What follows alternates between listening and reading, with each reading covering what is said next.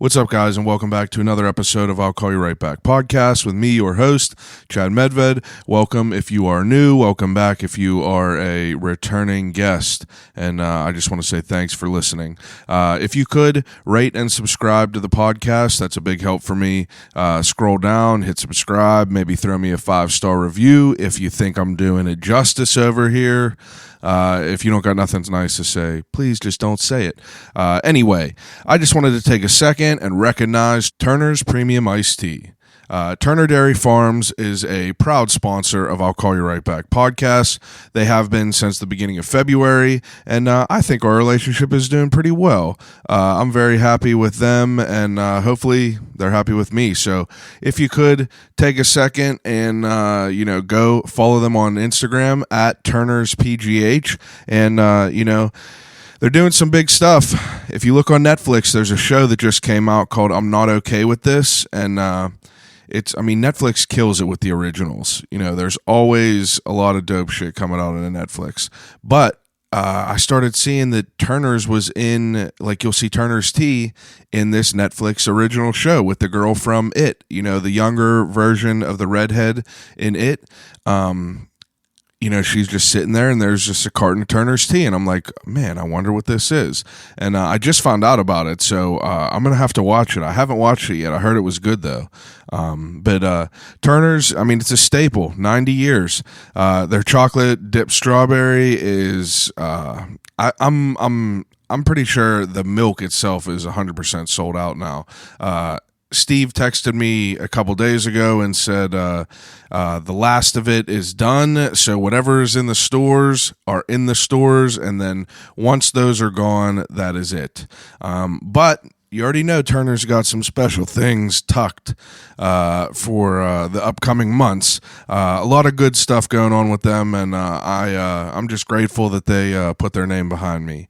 I did watch a couple things this weekend that I thought that I should address. Me and my wife went to go see The Invisible Man. The Invisible Man has been done numerous times. It's like one of them classic movies, like Universal movies, but it's with Elizabeth Moss. She's like the main in Handmaid's Tale. She was in that movie, The Kitchen. I don't really know what else she was in.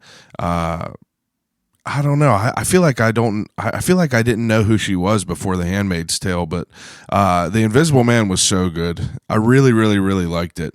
I was actually surprised because I was like, I wonder how good this could be. I know that she's a fantastic actress, and I know that was that was the reason I wanted to go see it, but the movie ended up being great. I watched another Netflix original called Horse Girl, and that was with Alison Brie. And Alison Brie is one of the main actresses in Glow.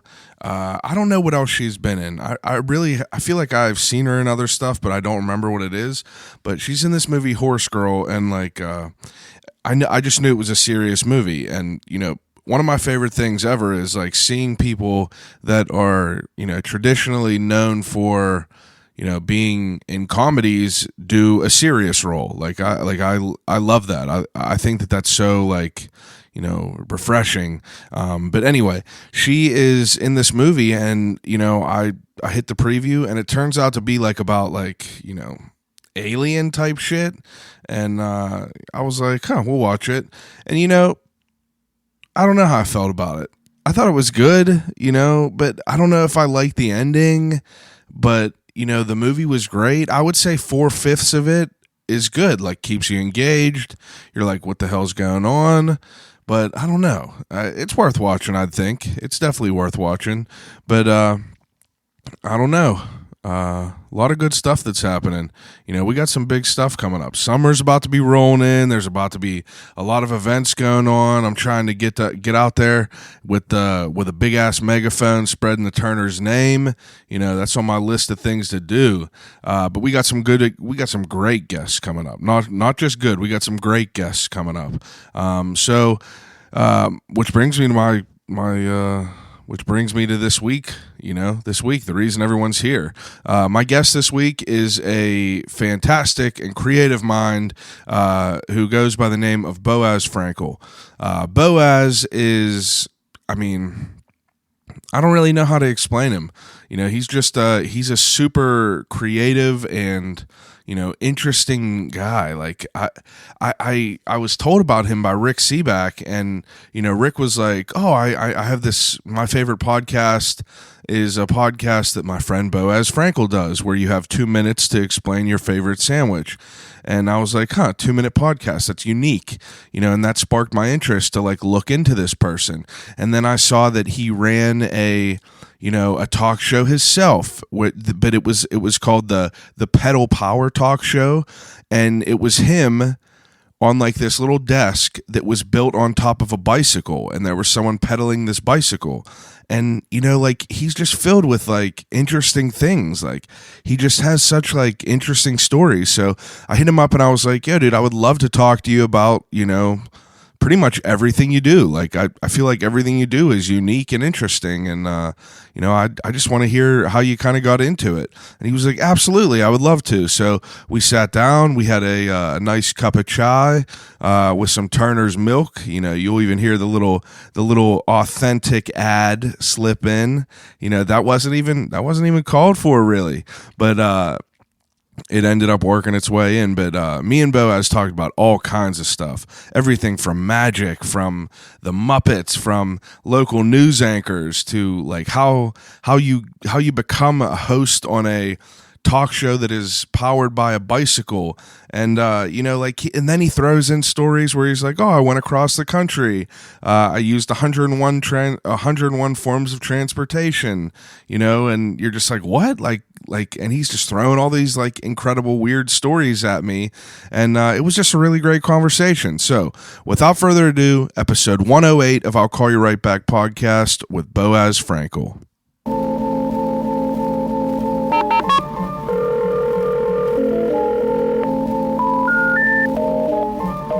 I gotta use the telephone. Hello?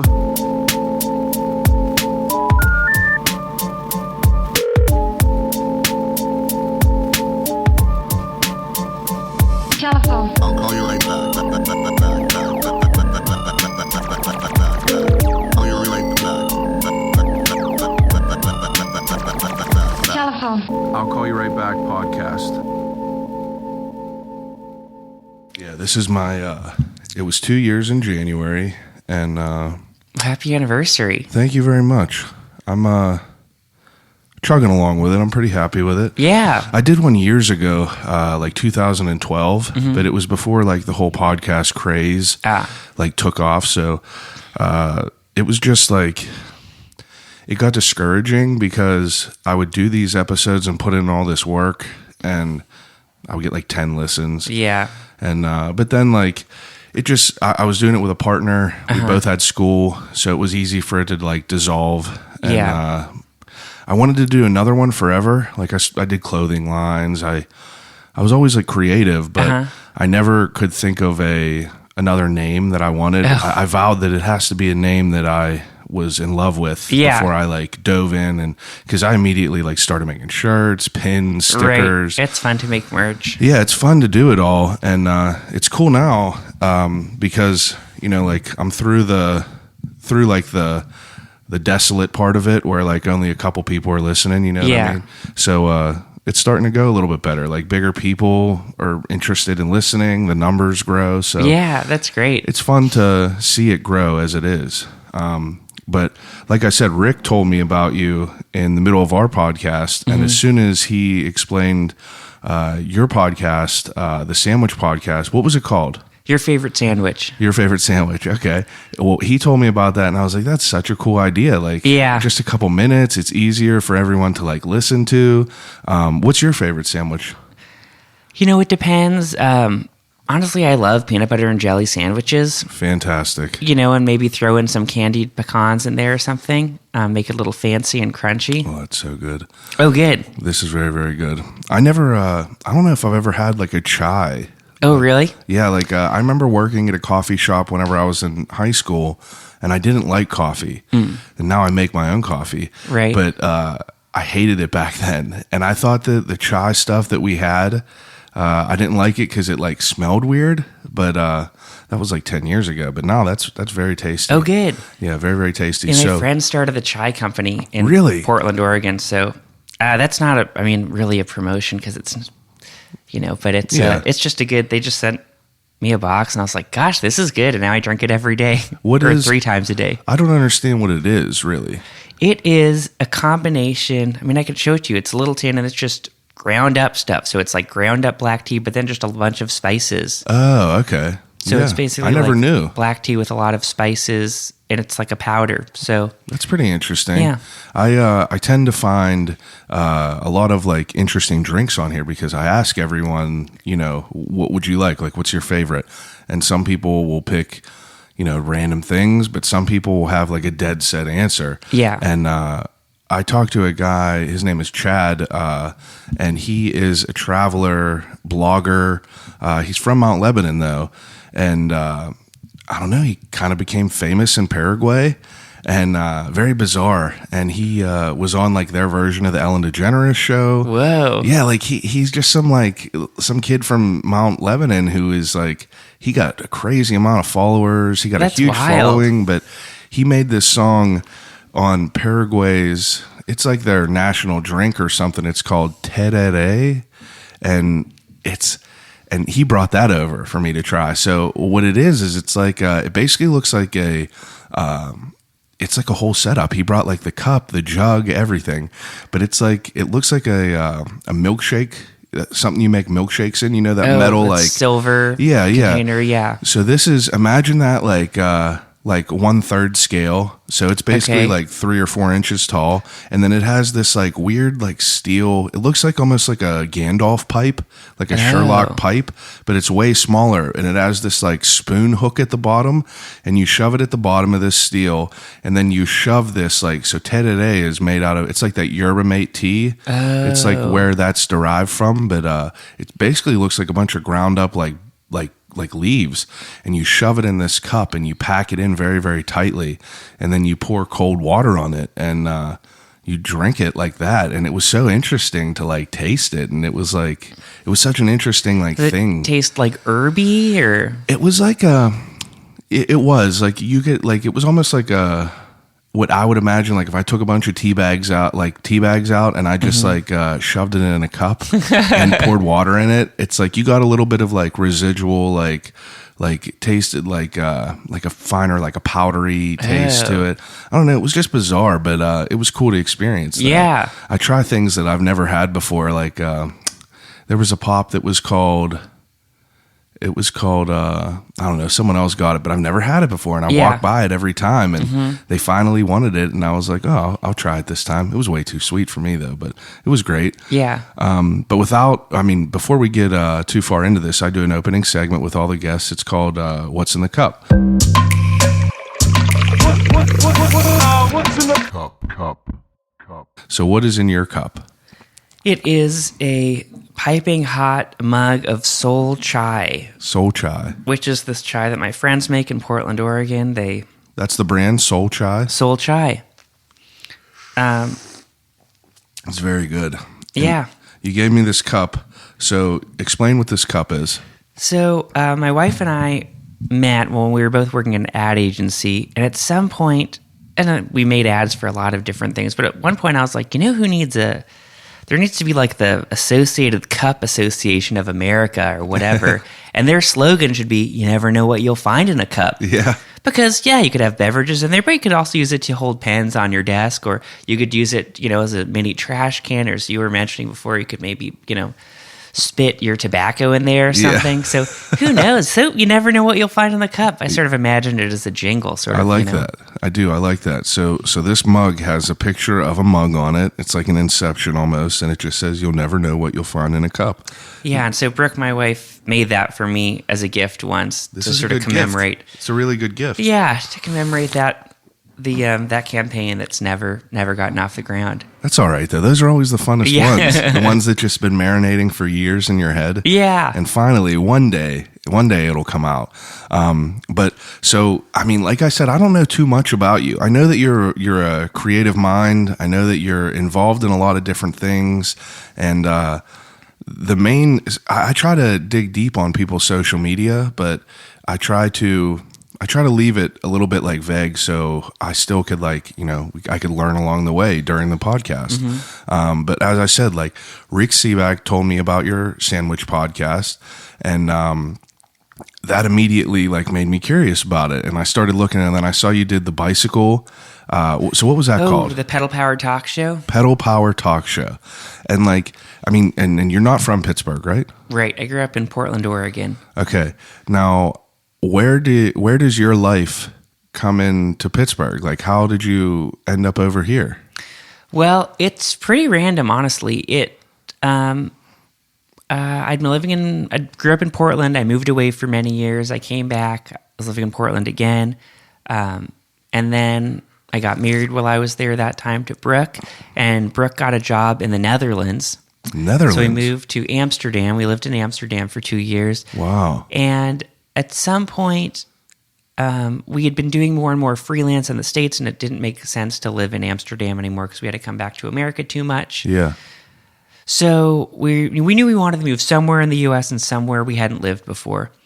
And at that point, and there was another point a couple years earlier where, have you ever learned a new word and then you just see it everywhere? You sort of learn something. So that it felt that way about Pittsburgh, where I'd heard about Pittsburgh, but there was 1 week where suddenly it just felt like everybody around me was talking about Pittsburgh. And this was maybe 4 years ago or something. And at that point, Brooke and I would start saying well, maybe we'll just move to Pittsburgh. And I think it started as a joke just because everybody seemed to be talking about Pittsburgh that week. But then we just kept saying it. So when we were in the Netherlands thinking, okay, where are we going to move in the U.S.? It was Pittsburgh, I guess. That's just sort of what we've been saying it for years. And so we came to Pittsburgh for a weekend. We were in the U.S. anyways for a friend's wedding. So we're well, let's just tack on a couple days, stop in Pittsburgh. Yeah. We've never really been there. Full disclosure, Brooke was actually born in Pittsburgh, but only lived here for 3 months. Okay. Her parents were in grad school here, and then they just finished. And so she doesn't really have many memories of that. Yeah. Wow, that's such a random way to end up here. But we came here for a weekend, and we had the best time. People were so friendly, and I work in advertising, but also in TV and film and sort of stuff. And so I reached out to a couple folks. So I reached out to Rick Sebak, of course, because I was oh, he does all these cool documentaries here. And Rick was great, let me take you out to lunch and show you around town. What a welcoming person. Which was so nice. And I reached out to David Highfield, who's at KDKA, who was also great, kind of let's grab coffee, let's chat. I'd love to talk with you. And it was just so surprising and yeah, kind of all these people to just take the time out to chat with, another person who likes doing the kind of things they do. So yeah, that's really wild. Yeah. That's cool that you had a good experience of it. It was great. And Brooke always tells the story about how we were, at one point we were walking around and one thing we missed in America was Trader Joe's. So we were there's a Trader Joe's around here. Okay, let's go to the Trader Joe's. And we were walking around East Liberty trying to make our way to the Trader Joe's, and we I guess we looked a little confused. There was a man running, and he was running fast. He was just training for something, wearing his outdoor, and he was stops. He's you look like you're lost. Can I help you find something? And he's totally out of breath. We're yeah. We're oh, we think it's fine. We're looking for Trader Joe's. Perfect. You're almost there. Just keep straight through there. Take a right, and then you'll see it right over there on the left. And it was just so nice that this guy's running, and he just stopped his run to make sure we were going to find Trader Joe's. Yeah, that's really a cool story. I feel often you hear people that you might have grew up with, or people who stayed in the city for so long who kind of have a negative look upon it. People are oh, I want to get out of Pittsburgh. It's dreary, it's cold, and kind of miserable. But I don't know. I feel maybe once, whenever I was 20, maybe for a span of 2 months, I thought that I wanted to move away. Mm-hmm. And I don't know, now that I get older, I feel that I love this place so much. It's a wonderful place because it's not too big, it's not too small. Yeah. It's very, very diverse. You get a lot of different culture throughout the city just with all the different people. With all the schools, you have different people are going to that school, different cultures get brought into the city, and you start to learn about different things, and it makes it real refreshing almost. Everything doesn't feel as stale, but I haven't traveled too many places. Like I'm just starting to like try to travel around. We recently went to Portland and like Seattle. Awesome. And that was like, it was like mind blowing to me how fantastic of a trip we had. Yeah. And we've been to like Colorado, California, and it's great. And I love all these places, but I always find myself wanting to come home and like be here. But I mean, I never know what life is going to hold, so we just kind of just go along with it. Sure. So you grew up in Portland. Now, how old are you? I am 37. 37. Now, whenever you were younger, were you a creative mind? Yeah, definitely. I was definitely always creative. I don't think I always had the follow through to sort of see all the projects through that I wanted to do. But I was also always doing weird stuff.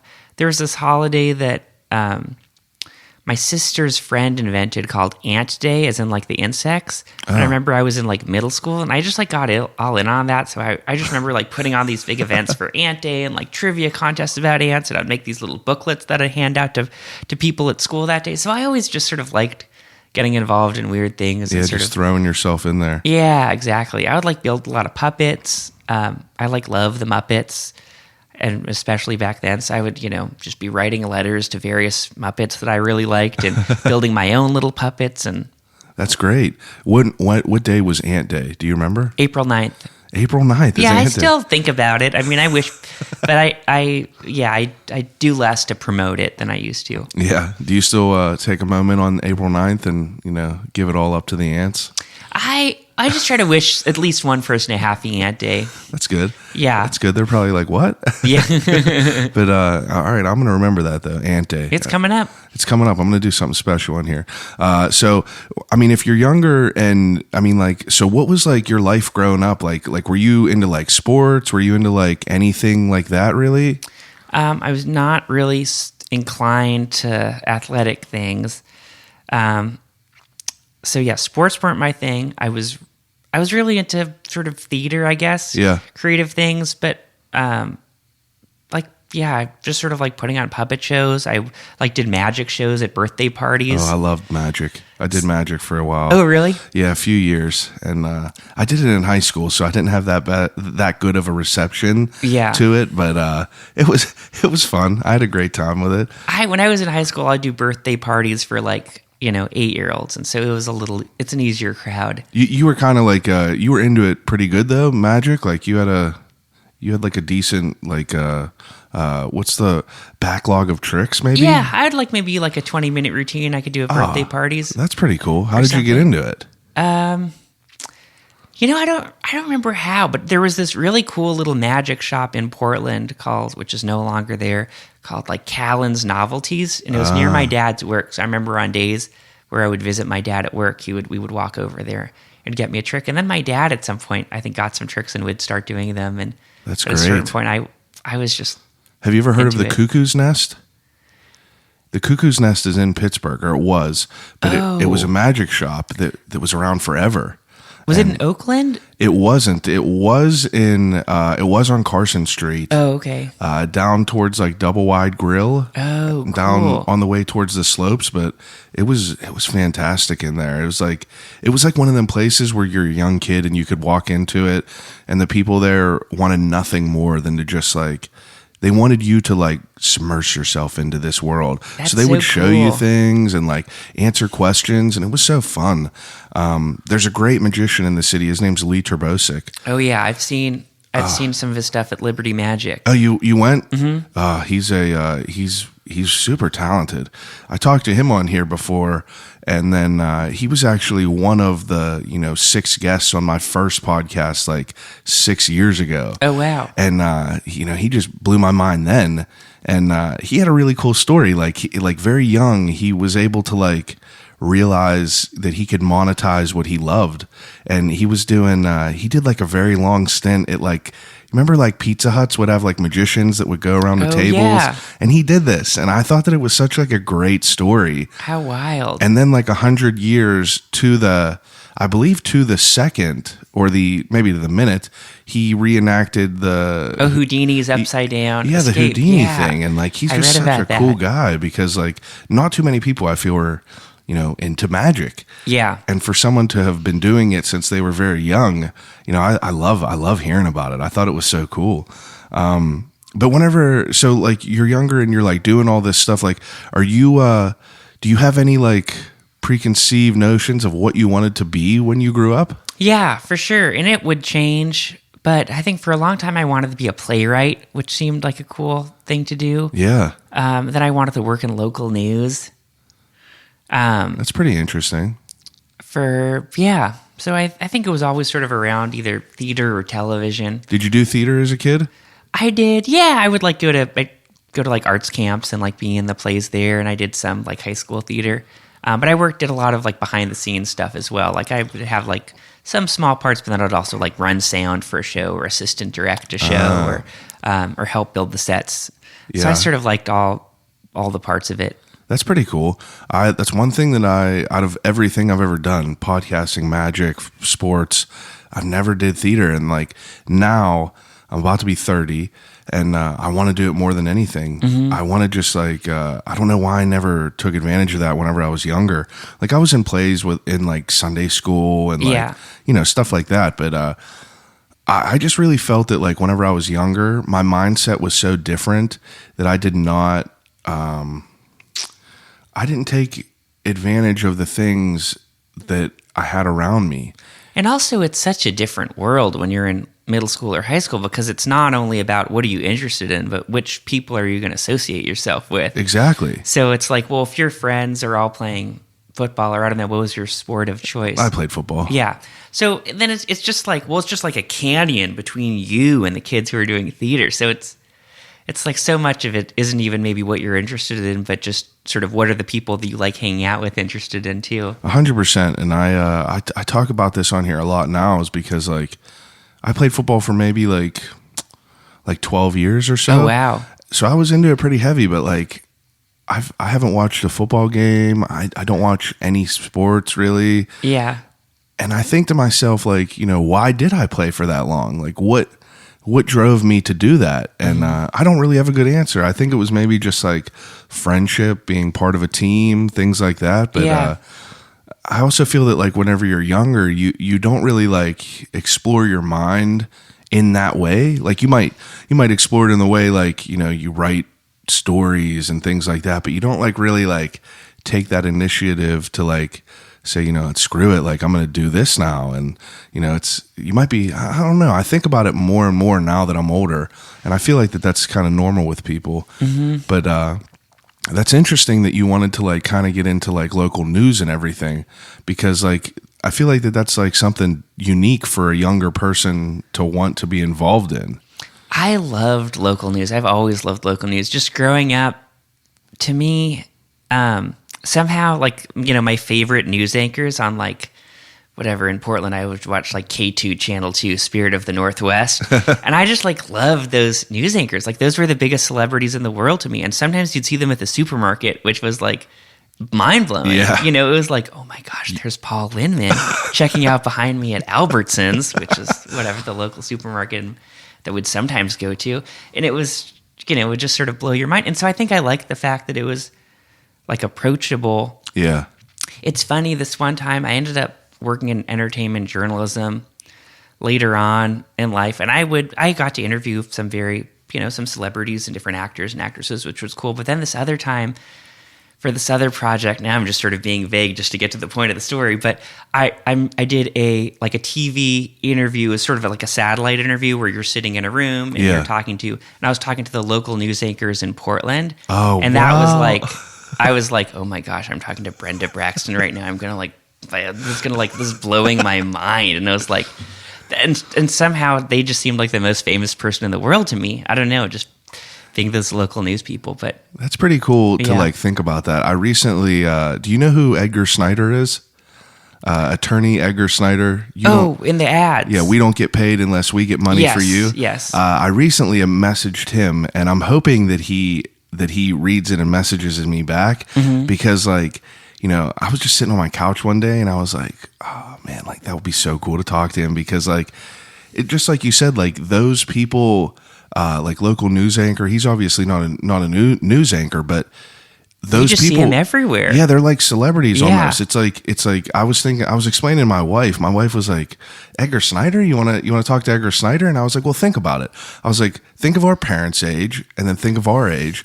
It's like he is known by everyone, and like he was on like the forefront of marketing, because Right. like I was thinking to myself like how like we all know of it. Like we all Yeah. know we don't get paid unless we get money for you. Like we all know that. And that's Right. because his marketing strategy from back then, he's been doing commercials, radio for years. And then I asked my wife, I said, do you know of any other lawyers?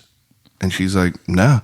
And I'm like, exactly. This is like 20 years later, and we Right. still remember this stuff. Who are the ones who are twins? Shenderovich, Yeah. and Fishman.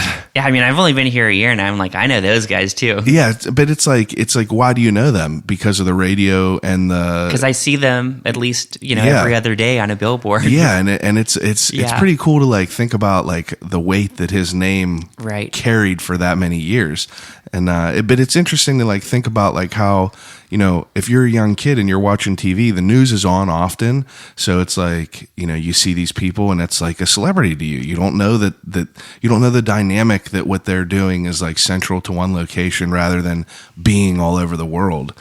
And it's pretty cool to think about. Yeah. Now, whenever you're beginning to kind of, I guess figure out what you like and what you want in life, it's like, what kind of trajectory are you going toward? I mean, school, they kind of like obligate you to hammer down what you want in life. So like in high school and everything, like what are your ideas of where you want to be after you graduate? I was sort of flip-flopping between a bunch of things. Like I was also really into film and TV. I'd make a lot of like videos. Whenever you can make a video for a project, I'd make a video. So we, yeah. for, like the Civil War, like, okay, we're making a video about the Civil War. We're making a video about Prohibition. Yeah. About the Revolutionary War. I remember in U.S. history, that teacher was sort of lax. You could generally get away with making a video for most projects. Yeah. And so would be behind my friend's house, like doing battle reenactments and filming them. That's awesome. So I was really into that. I was interested in local news. I was interested in playwriting. And it was sort of like depending on the month. And the month I applied to colleges, I was really into playwriting. And so I ended up going to NYU for playwriting. Really? Yeah. And like, what was your experience like there? Did you like it? Yeah, I think I realized as soon as I started, because I was in this art school, and so from day one, you're taking playwriting classes. Okay. So you had to like apply to your major.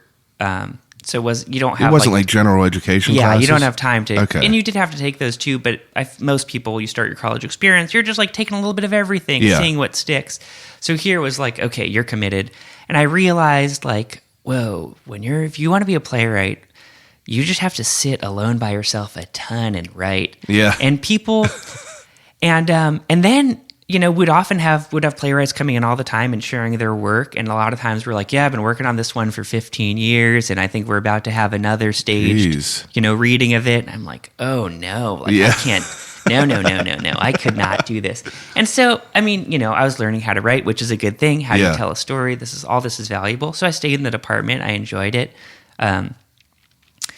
And then I started sort of trying to get involved in other things. And so I went to the NYU TV station, which was like the closed circuit TV station. So it just airs For the school. for NYU. Okay, So it just yeah. airs in all the dorms. Yeah. And it airs in all like the campus buildings. Oh, that would be cool. And so because NYU is big, it's still like, over 10,000 people still get this channel. Yeah, so you still have like a community to like Yeah. that's falling that your stuff is falling onto. Exactly. And so I went there and started like a late night talk show that aired on the wow. weekends. We just would do one episode a week, and I got a bunch of friends together and we learned sort of how to use all the equipment. We had like sort of a really sort of studio that was falling apart, and there was no AC, so it was always crazy hot because it had old lights, Yeah. which like heat up the space so quickly. So we were always just like sweating profusely in there.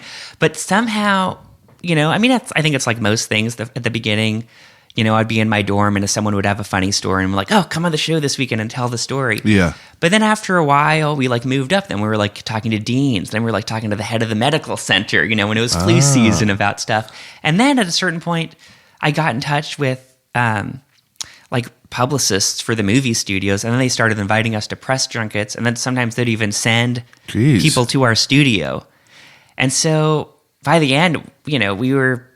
like Philip Seymour Hoffman was on the show. Paul Rudd was on the show. We had Grover on from your Sesame show? Street. Yeah, on the show in studio. Meatloaf came in studio. Oh my God. So it was, and I started getting invited to press junkets. And so. Are you hosting this talk show? Yeah, I hosted and sort of. So you interviewed it. You've interviewed Philip Seymour Hoffman. Yeah, he came for an hour.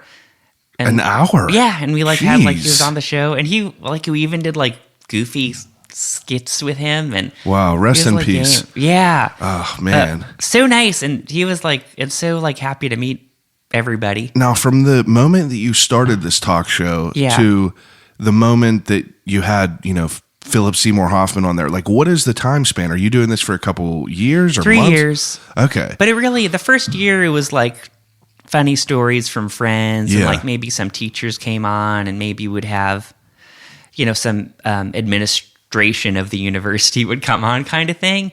And then in the second year, I remember we had the Berensteins on, Stan and Jan Berenstein. Wow! And I remember being in the studio, wearing the suit that didn't really fit me, but it just felt like I should wear it, sweating in that suit, and being like, "Oh my gosh, Stan and Jan Berenstein are here! Like I've made it! Like this is the beginning. It's like it just goes from here to hosting the Tonight Show, I think." Which was like thrilling to meet Stan and Jan Berenstein, which was very cool. That's such like a crazy kind of like I don't know. I mean, like if you just start this thing, you obviously have no idea. Like your hopes and dreams are for everything great. You hope for a grander thing, a grander picture. And in the beginning, it's like I find so much like respect for getting through that like that part where you're like sludging through the mud and like people aren't listening and like you're not getting like, and you're that probably feedback. not that good yet either. Yeah, you're still figuring it out. I'm sure those first episodes that first year, well, I'm sure even all 3 years were horrible just because I was still figuring stuff out. Absolutely. Yeah. It's cool to like see it build though, like Turner's Tea. I mean, you're obviously not from Pittsburgh, but do you know the lineage of Turner's Tea? So Turner Dairy Farms has been around. They're 90. They just turned 90 this year. Oh yeah. And there's Turner's milk in this chai. Well, look at that. Well, I just put it in there. I heated it up and put it in. Turner's Tea is a sponsor of my podcast. Oh, that's great. And I didn't know they had tea. Oh, Turner's Premium Tea? Well, I just get their milk. Well, they have milk. They have iced tea, Gosh, unsweetened this is a great tea, sponsorship opportunity. I'm glad. Flavorful tea. I mean, and whenever I grew up, like that was like a staple in my house, like a jug of Turner's Premium iced tea. Yeah. And, everything, like anything we had was just like, go get a Turner's. You would get a hoagie, you would get a Turner's. They served it at my high school. Right. And it was just like, that was the drink. It wasn't. What came first, the dairy or the tea? The dairy. Oh, okay. The dairy came first. And I was like, gosh, that'd be weird if a tea company spun off and started making milk. I was like, it makes more sense the other way. Man, their social media is so cool. Like they'll post pictures from like 90 years ago, their first like horse-drawn wagon, and they still have all this stuff. But I ended up like, as I started this podcast, I messaged Turner's and I was like, I would love to talk to you like more than anything. Like you guys, I grew up on you. I probably drank thousands of your teas, and it turned into a fantastic interview, and that's spawned into a great sponsorship. That's amazing. And it's just like, for me to be able to like talk to Rick Sebak, like to sit down with Rick Sebak and talk to him. In the beginning, I was just talking to my friends on here because like, they're now everyone has a podcast. It's a dime a dozen.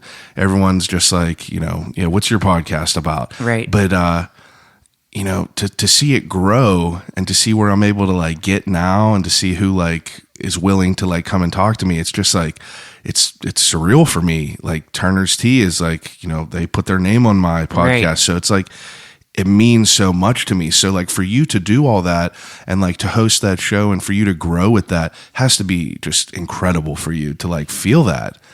It was wild. At the same time, I think when you're in it, you're just sort of going from day to day. You don't you're not able to see like how much you've grown because you're just sort of seeing, how you've grown from the last hour and the last day or something. So it feels, it's funny now thinking back. I'm like, gosh, that's pretty wild. We had those people in that's so in studio wild. and that I got to interview all those people. But Philip Seymour Hoffman is just, I didn't expect you to say that. I thought you were like someone random, but like, that's wild. Yeah, it was and sort of once I got the contacts, then after I graduated from NYU, I started this other show that I distributed to college TV stations across the country. What's that called? That was called Clips and Quips. Okay, that's the one that I read your Wikipedia. Oh, okay. And I saw some of the names on there. Oh, yeah. And Clips and Quips.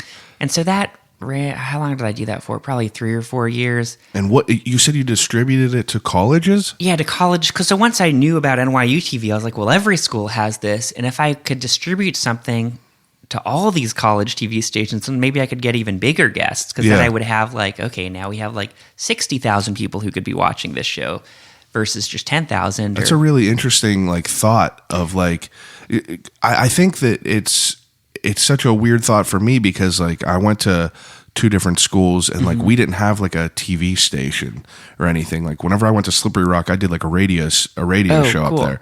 But the TV, like I see it sometimes on movies, like kids doing TV for their schools. Right. And I was like, that's such a cool idea. But for you to like think about like kind of like marketing it to all schools, it's like, do a lot of schools have TV stations? Yeah, a lot of colleges did.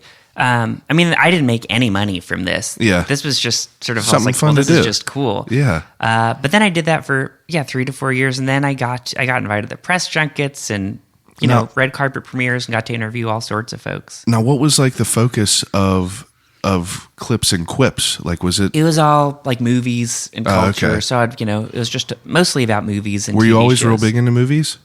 Yeah, I think so. Yeah. I guess so. I mean, I guess it's like, isn't everybody into movies? But maybe not. Absolutely not. My wife, I'm, like you have a bookshelf here. I have a bookshelf just full of movies. Oh, yeah. And my wife probably seen maybe 20% of them, to be fair, maybe 5% of them before I forced her to watch the other 15%. But I've always like been huge into movies. So like that would be so like crazy to think about that. Now, how did you come up with the idea of like wanting to, kind of that being a possibility to like market things to different schools? Because I feel like for some people, they might think that is so big of a task that it might be like discouraging to be able to like take that on. I think I'm just dumb enough not to think about all the sort of repercussions of having ideas. So I'm just like, well, I'm graduated at NYU. I can't have a show on NYU TV anymore. Yeah. So, but I have all these connections still to all these publicists. So I bet I could still get these interviews if I had a place to put them. Yeah. That's so true. that was sort of how I was thinking about it. Because because it's like, well, no one was actually going to hire me to be a talk show host. So I was like, well, how can I just keep being sort of a talk show host? Yeah. Because I love doing that. And I love having an excuse to meet people and meet interesting people. It's fascinating, isn't it? It's like everyone has their own story. Yeah. And that's what I love. That's why I started the podcast. It's like, I my goal was to be able to, so my whole thought is like, if I saw you in a bar or a restaurant or something and I went up and I talked to you, like I might be considered weird to sit there and like just kind of berate you with questions. But if I had a platform to like put it out on, people might not think I'm as weird. Right. For me to like hit up a random funeral director and say, hey, I would love to learn about it a little bit more. Come over, we'll talk about it. That's a little bit different than me going up to them at a restaurant and saying, so where did it come from? Like, how did you want to start working with dead people?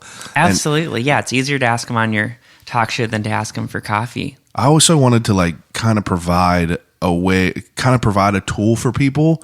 So like I've always wanted to do a long form podcast because like you can listen to a talk show, you can listen to like an Ellen show and like kind of, you get the Spark Notes version of someone's life. They promote what they're promoting. Right. And you kind of get just like a touch of like, yeah, but it has to fit into 5 minutes. Yeah, it has to. And like, I just did not want those constraints. I wanted to talk to people in a conversation and see where it goes. Like it's very tangential. And like, I knew that I intended in that in the beginning because like, I feel that, Are you a podcast listener? Mm-hmm.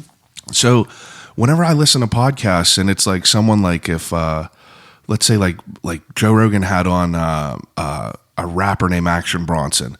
So I see Action Bronson on his cooking shows and everything like that. Right. But to be able to listen to like just random questions, I feel like those are the point in time where you could really find out what a person is like. Right. Like people that listen to my podcast, I can't lie about how I am as a person because they're going to know that I'm just they're going to get a sense after listening to you for, for an hour chatting. It's just like, I feel like that it was such like a good opportunity to learn about other people and to have like people in the city be able to like look in my backlog and be like, oh, this is Millie's ice cream. You know, Right. I'd like to learn about them a little bit. And like Right. everyone has some crazy story. It's pretty, it's fun. It gives me like, I get so much excitement whenever I'm like interviewing someone. Now, whenever you started this in the beginning and you were like hosting, did you have any experience in hosting at all? I guess, I was just like a sophomore or freshman or sophomore in college, so no. No, did you find At it that difficult? point.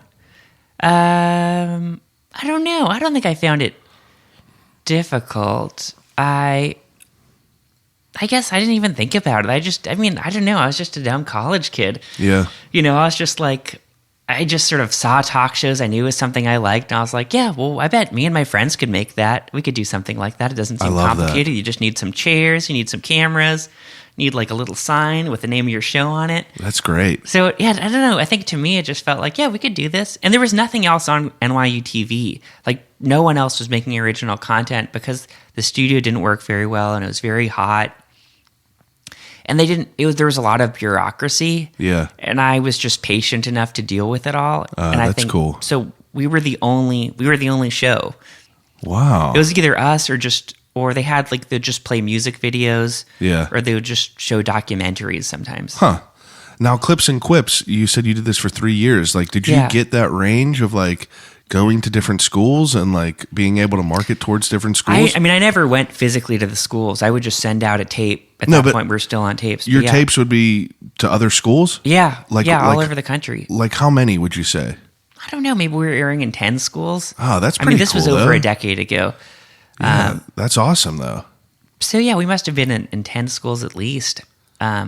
Maybe there's a list somewhere, but it was great because that let me keep going to press junkets. So, I got to interview Bruce Willis and George Clooney and Natalie Portman and Judi Dench and Scarlett Wow. Johansson and Lady Keira Knightley. Lady Judi Dench. Yeah. Wow. That's very well moisturized hands. That's what I remember most about her. I shook her hand and I was like, whoa, it was just like, my hand was moisturized after touching her hand. I saw Jimmy Fallon's first show ever after this was in 2009. I don't know. It was Late Night with Jimmy Fallon. For my trip, me and my friend Mike Madden, we went to New York. Everyone was going to the beach. Screw that. We wanted to go to New York. Yeah. And he was like, oh, we can get free tickets to Jimmy Fallon. Right. Because they just give them away. So he signed up like a month beforehand. And we went to this Jimmy Fallon show, and it was the first one ever. And the guests were Justin Timberlake, Robert De Niro, and Van Morrison. Whoa. And as they were seating us, there was only me and him. There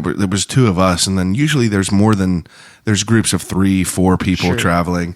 So they wanted to sit us like all the way to the right. And we asked this lady right before the show started, we were like, hey, can we sit in those handicapped seats at the bottom? Because there was no one there that was in a wheelchair or anything. Okay. So it was just like 2 seats and then a spot for a wheelchair. So she let us sit front row. Whoa. So like on the first show, you could see me wearing a blue Penguins jersey. But at the end, we got to shake everyone's hand. So Justin Timberlake had the most soft, like the most moisturized hands I've ever felt in my life. And then Robert De Niro, and it was just like wild to like, that you're just like, geez, like Justin Timberlake, like it just shook his hand. And to see That's like wild. Van Morrison live. How like, cool. It was such a cool thing. And sometimes I forget about it and like random things pop in and it reminds me of it. That's so wild. Lady Judi Dench with the soft hands. That's great. Yeah, we all know. Now we all know. So after you're doing the clips and quips, it's like, or do you have Like, do you have an idea of what you want to do? Like, what are you doing for work while this is going on? A bunch of different things. I'm working at Starbucks a little bit, and then I started working at this kindergarten. I worked at a kindergarten for a year. Wow. Like just a couple days a week. And then I was doing sort of freelance TV and video work.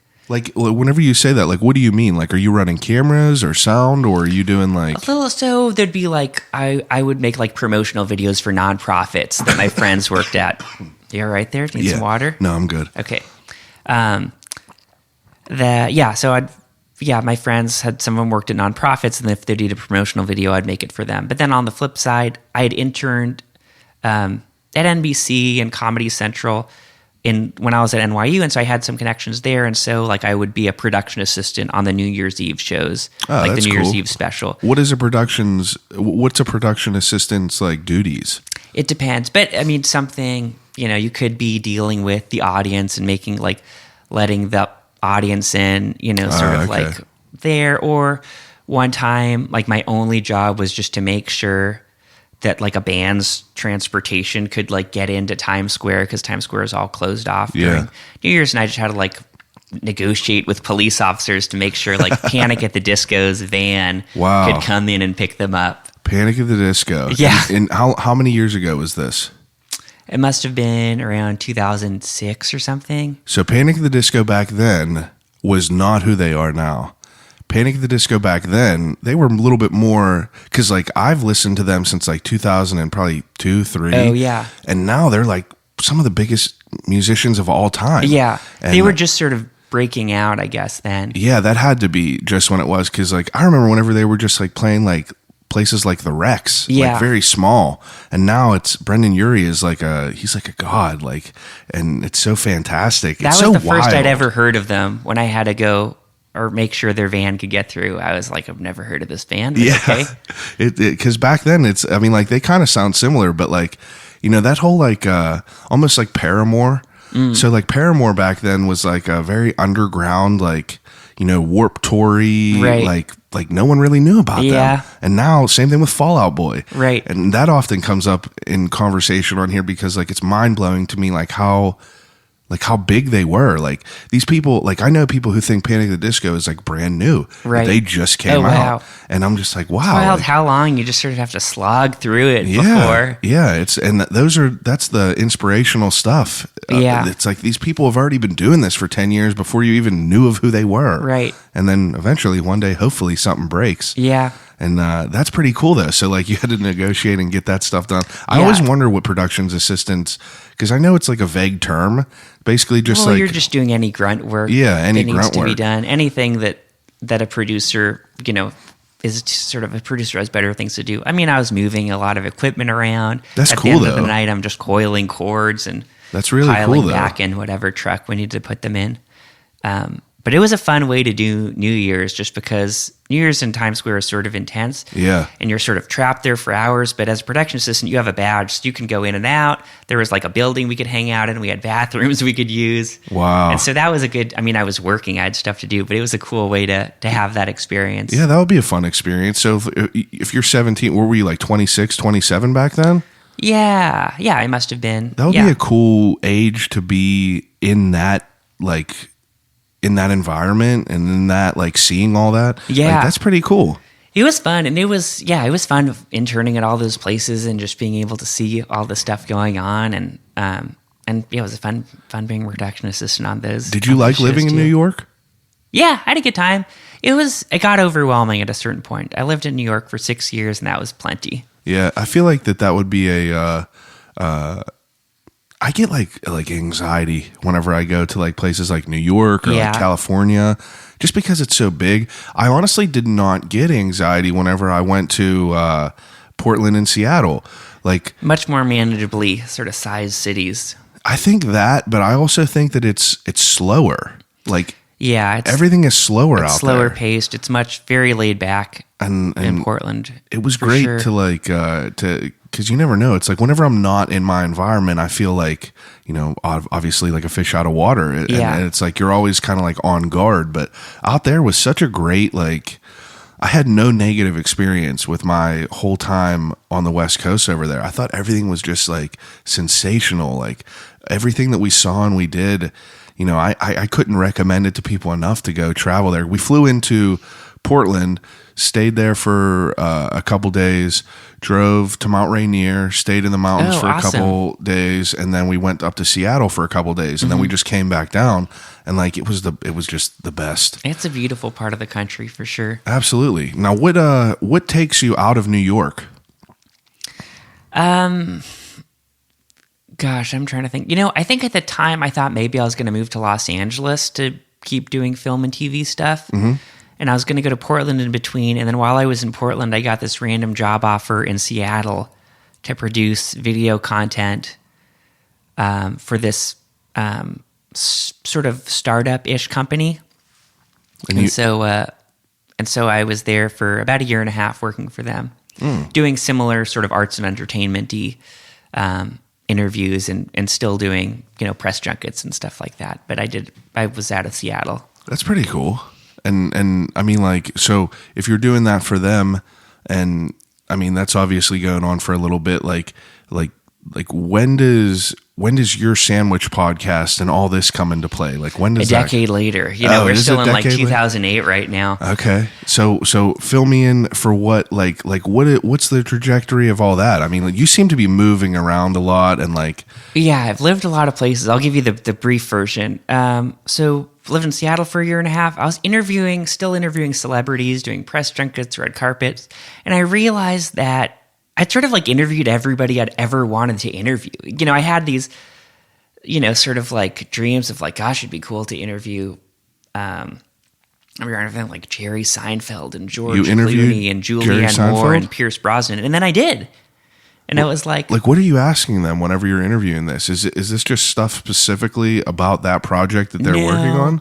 And my interviews would be pretty different for most. So people were either were sort of like uncomfortable because I was asking them different questions, or they were sort of delighted. Yeah. I went one of the two ways. But I would do a ton of research. And so I would really try to ask really specific questions about interesting things or find weird parallels. Or sometimes I'd bring like games with me or kazoos or various other things. Yeah, we're going to get to the Kazoo Museum. Oh, yeah. We will. Because I read that and I was like, oh, good. Wow. Well, that's very topical these days. We'll get to that later. But right.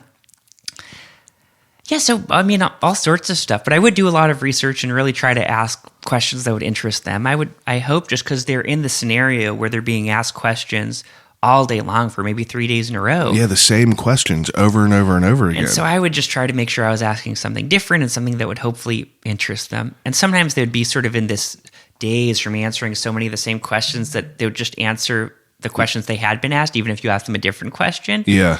Which was weird, but... do you have who was like your most memorable, like to you personally interview? Like what was like your, like, holy shit, like this is it? Do you have a certain person? I mean, honestly, like George Clooney is the most charming person in the world. And when you're talking to him, like you're convinced you're best friends. Like he's just so warm and charismatic. Julianne Moore was also like very much like that. Is there any interviews you did that went terribly wrong? Sometimes like you're just too, like I was nervous. I remember like I interviewed Wes Anderson and I was so excited to interview him that it was just like I was just too nervous. And I think he's not someone who likes talking about his own. Well, he's so Wes Anderson-y, and I think anybody who's not Wes Anderson can know that. But I think so it's like hard to talk to. Well, I found it difficult to talk to him about his work because he's so him that he doesn't even understand maybe what's unique about his own. I don't know. It felt like weird, and maybe it was just I asked sort of the wrong questions or dumb questions, but I remember that was sort of a disappointment, and it was probably my fault that I just sort of asked. That's all right, stuff, though. or it might have been a long day for him too. But yeah, I guess I'd interviewed all these people, and so it felt like, well, I sort of did this. Like I interviewed all these people I'd wanted to interview, and so then I realized, like, well, I would love a way to interview normal, just sort of other people who aren't famous. Absolutely. And so I came up with this project, and I was also interested in. I've never owned a car. I've always sort of liked alternative transportation. Wow. And so I came up with this idea to do this project I called the Unroad Trip, where I zigzagged across America using every mode of transportation I could think of except a gas-powered car.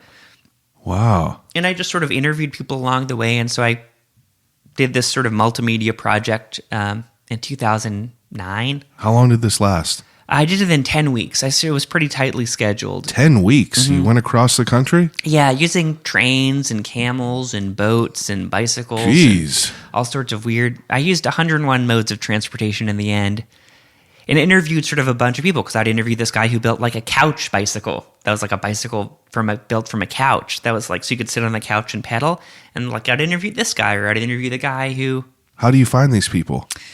It was mostly like internet research, and I put out a sort of this trailer that sort of got cut, sort of picked up a few places for the trip, and then people saw it and wrote back to me. That's interesting because, like, you know, Instagram wasn't a thing now. And I feel that, like, people that are, like, older, like, a little bit older than me, like 30, like, whenever I was in that 15, 16, 17 years old, you know, we had, like, MySpace. Right. But, like, it's so like weird for me, for people like Rick, for instance, Rick Sebak. It's like to find these interesting people that he finds without social media. Yeah. It's like a phenomenon to me, because it's like now I just, you know, Rick told me your name and I knew that there couldn't be a lot of people named Boaz Frankel. So Yeah. I looked at your Instagram, and like, an Instagram is just a cheat sheet. It's like I kind of could just see what your life is like a little bit. But imagine like all that back then, not having that outlet to like, not having that information outlet that you do now. Everyone puts their life on social media. So it's like, that's my first place that I go to. Right. And it's weird to me to think like how scary it would be if I didn't have those tools now. But that's wild that you were able to get across there just by kind of like, you know, researching some stuff. Yeah, it was which is why I think I had to plan so much of it in advance. I didn't want to do it on the fly. So I pretty much knew 85% of sort of my route before I started. How long did it take you to plan this? A year. I think I planned it for about a year beforehand. Did you have like a fixed amount of money that you wanted to spend? Yeah, I had like a very little money, and I was able to get like some sponsorship dollars, but I think maybe I, you know, had like $2,000, and that's just sort of all I spent. Yeah. Wow. So that you got across there that long. Yeah. That's pretty good. Yeah. Now, were you in that process? Were you like kind of, were you looking for the cheapest route of everything to do? Like purposely? Not necessarily, but I just had to. And oftentimes if I found someone, then they were able to help me out, they would do it for free. You know, if someone was like, well, you can borrow my horses, you know, I was like, cool. That's crazy. And, or, you know, people would give me rides on their boats. I think a lot of it was, I ended up, you know, getting a lot of free stuff, and people, or I would just stay with people. I stayed on people's couches. A couple hotels heard about it and were like, hey, you can stay here. Wow. Which was very cool. And then I made a mini series that aired on, this like cable channel, which is no longer around, called Halogen. And then it got bought by this other channel called Pivot. And I heard from people in Thailand who said it still airs in Thailand, maybe, this TV miniseries I made based on it. What was it called? The Unroad Trip. The Unroad Trip. Okay, yeah, you did say that. That's such a wild idea. Yeah. It's pretty cool, though. And then after that, I traveled around. I lived in D.C. for a bit. I worked on the 40th anniversary of Earth Day there on this big event in the National Mall. I worked on some short documentaries. I ended up back in Portland, and then I sort of accidentally fell into advertising, and I worked in advertising. In what way? For a couple years. Like, what are you doing? Copywriting. Okay. Which means, if you don't know much about advertising, generally there's a brief, so it's like, okay, we got to sell more Turner's milk. Yeah. You know, and they're like, well, here's the interesting thing about Turner's. It's been around for this long. It's, you know, was started by this family. So let's come up with something around that. And then you'll come up with ideas. Oh, that's really cool. You know, for a commercial or a billboard or a, you know, ad in the magazine or whatever. And then, and so, I did that and I still do that sometimes. I did that for a number of years. That sounds like a fun job. It's like, it feels like that it's broad, but like it also like leaves you a lot of like leeway to like explore your creativity and like do you find that when people are, hiring you to do this, do you how do I want to phrase it? Like, there's obviously cookie cutter ideas, but then there's ideas where you could kind of think out of the box a little bit. You seem like the out of the box type of person. Yeah. And there are definitely some ad agencies that, I think, sort of the people go to them if they want a little more unusual stuff. And so I try to work with those places if I can, just because it's more fun to come up with weird ideas and do crazy stuff. So it's very fun just because it's fun. You have budgets and advertising and you get to come up with crazy ideas. And I do work on a lot of creative projects on my own where I have no budget, but I can do anything. So it's sort of nice to have that on one side, and then the other side you have unlimited budget almost, but there are a lot of parameters. Yeah, it's a good balance, it seems. It probably works well on each end. Like your experience working with budget probably helps out that your experience with, people that give you an unlimited type of budget. And I don't know, that's pretty cool to think about. It's definitely wild. It's been a fun industry to work in for sure. That's good. I mean, liking your job that's the goal in life, right? Yeah. Pay your bills by doing what you love. Mm-hmm. That's the goal. So you're working in advertising, and you said you were in DC, and then you moved back to Portland? Yeah. Then I was in Portland again for 5 or 6 years, and that's where I really started working in advertising and started the Pedal Power Talk Show. What made you want to start this? I love talk shows. I'd sort of been doing one on and off for a number of years at that point, but I'd been thinking more and more about sort of transportation. And during the on-road trip where I was on this car-free trip, I would always think it would be funny when I'd be out in the middle of nowhere, somewhere in Florida on a boat, and then all these news vans would come out to interview me. And I was like, it's funny that I'm on a car-free trip, but I'm encouraging all these giant cars to come visit me. And I was like, well, with this technology, why do we need a news van still? It also just seems so outdated. Yeah. It's like, don't you have all that on your phone? Everyone. So I was talking to a friend in Portland who's also a bike builder, and was like, well, couldn't we just build a television show into a bicycle? Like, isn't there enough room now for the stuff? And he was like, yeah, totally. And so we found this furniture builder who built this basically like a, late night talk show style desk. We mounted it to the front of a bicycle. We got a crew together, and then we started the Pedal Power Talk Show, which is this talk show desk built into a bike. And at first we just started in Portland. We'd, interview people on the rooftops in Portland, or, went to Eastern Oregon and interviewed a horse whisperer. Wow. We're riding alongside her in Portland. Maybe you've heard of the Unipiper, who's the guy who dresses up as Darth Vader sometimes and plays bagpipes and rides a unicycle. Oh, wow. He's been around, but anyways, he's a buddy of mine, Brian. So he's been around. Brian, of course, he's great. And then we, took it to the top of the Space Needle, and we even took it to South Dakota once. And we, how are you taking these there? How? Like if you had this bike, like how are you taking it to South Dakota? For there, we had to build a crate for it and ship it. Okay, that's what I would think. Yeah, and did it in Mount Rushmore, which we had to get a lot of. I had to be in a lot of meetings and get a lot of special permission, because bikes technically are not allowed at Mount Rushmore.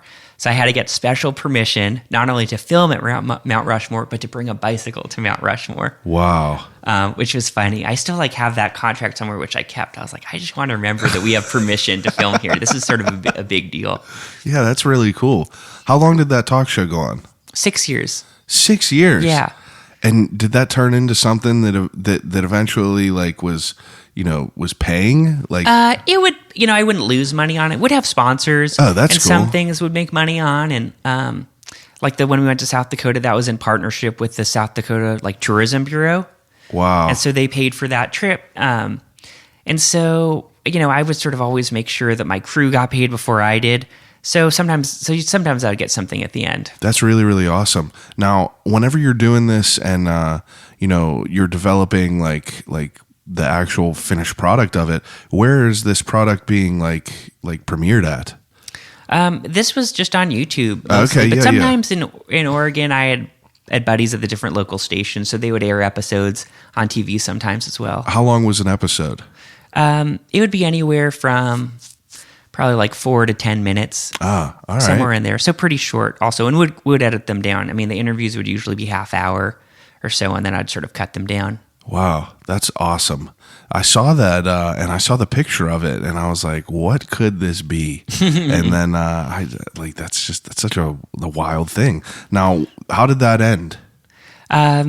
Me moving to the Netherlands, that was sort of it. But I also felt like it had a good run. Yeah, 6 years is a good run. Yeah, and I was proud of what we did, and it's still the Pedal Power Talk Show itself. The object is still in Portland, and I would love to go back to it if we had a reason. If there was maybe I think I started in 2012, so maybe in 2022 for the 10th anniversary, we'll do another couple episodes or something. But yeah, I was like pretty satisfied with it, and I was like, okay, that was good. And we're moving to the Netherlands. So I was like, I'll come up with some new projects there. How do you develop that finish line for your projects? Because obviously they could go on forever.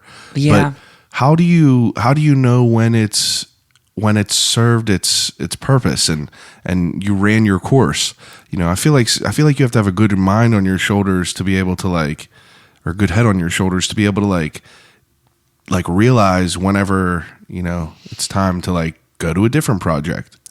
I think a lot of it was I was moving, so that was kind of forced you. Yeah, that sort of forced me a little bit. I probably would have kept doing it, but I think part of it was, the pedal, I think, it felt like we achieved everything I wanted to achieve with it. We were pretty well known locally, and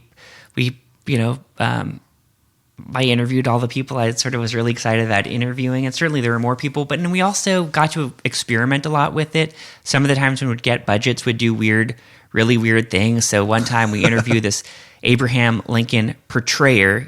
I guess they don't want to be called impersonators. He was an Abraham Lincoln portrayer in the middle of a roller skating rink as all these kids in their crazy roller skating costumes were roller skating around us. Oh my. And then for the intro of that episode, because we got a sponsor for this one, we had a 50-piece marching band.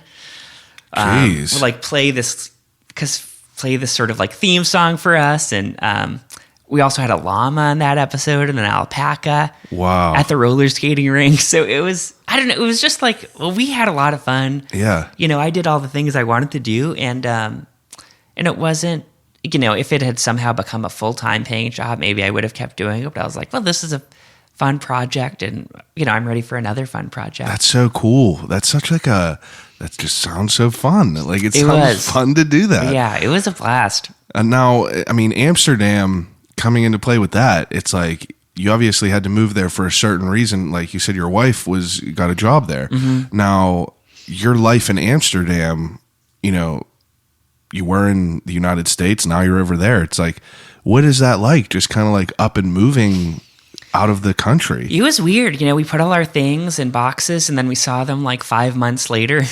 Oh, really? So that long? I think just sort of with the way of how it worked out. Yeah. Maybe it was 3 months, but it you took ship a long everything, time. right? Yeah, went on a boat. Yeah. Wow, I didn't even think about that. Her job paid for it, so we didn't have to deal with that expense. But it was wild, and I had no clue what I was going to do when I went there. And so I ended up doing a lot of freelance stuff, and then I ended up working for RTL, which is one of the big commercial stations in the Netherlands. Oh, that's cool. And they gave me this sort of regular segment called Boaz Goes Dutch, where I'd go and learn something about Dutch society or culture. I love that. Which is very fun. And so... Yeah, that's fantastic. I love that. And so I did that part-time, and then I also worked in advertising part-time for some ad agencies over there. Did you find it was difficult to find work over there? At first, I think just knowing where to look, as an American, everybody speaks English there, but all the media is still in Dutch. Yeah.